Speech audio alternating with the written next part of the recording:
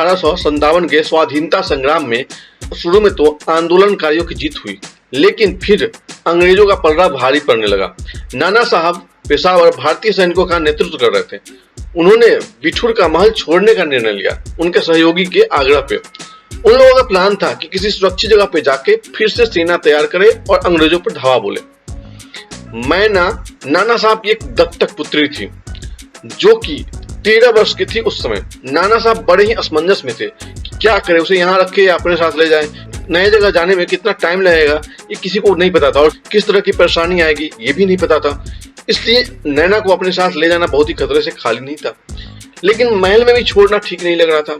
ऐसे में नैना ने स्वयं खुद से कहा कि पिताजी मैं महल में रहना चाहती हूँ, मुझे कोई दिक्कत नहीं है। नाना साहब ने उसे समझाया कि अंग्रेज बहुत क्रूर हैं, वो तुम्हारे साथ कुछ भी कर सकती है, तुम तो एक लड़की हो, तुम्हारे साथ तो गलत भी कर सकता है। पर मैना बहुत बहादुर लड़की थी, वो अस्त्र शस्त्र चलाना जानती थी। उसने कहा कि मैं क्रांतिकारी की पुत्री हूँ, मुझे नारी धर्म की रक्षा करने आता है। नाना साहब ने अपने कुछ विश्वस्त सैनिकों के साथ छोड़ के चले गए, लेकिन कुछ दिनों बाद ही अंग्रेजों के गुप्तचर को पता चल गया और उसने महल को घेर लिया और महल पे तोप से गोली दागने लगा। इस कारण मैना बाहर आ गई।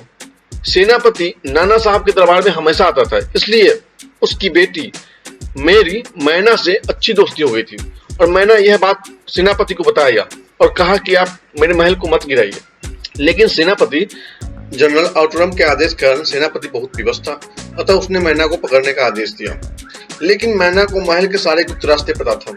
जैसे ही सैनिक उसे पकड़ने के लिए आगे बढ़ा, वह वहां से भाग गई।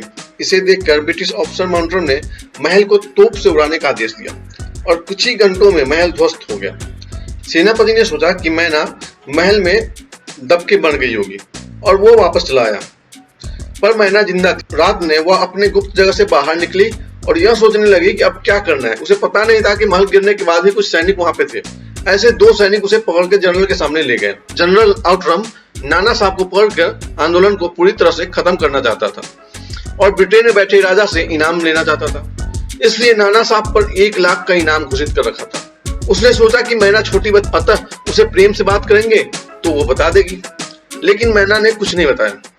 मैना को जिंदा जलाने की धमकी दी गई, फिर भी वो चुप रही और नहीं डरी। फिर अंत में आउटरम ने उसे पेड़ से बांध कर जलाने के लिए बोला अपने सैनिकों को।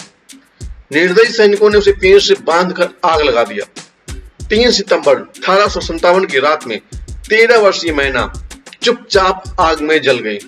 इस प्रकार उसने देश के लिए अपना बलिदान दे दिया और अपना नाम स्वर्णिम अक्षरों में लिखवा लिया। अच्छा लगे तो लाइक करें, सब्सक्राइब करें। Thank you.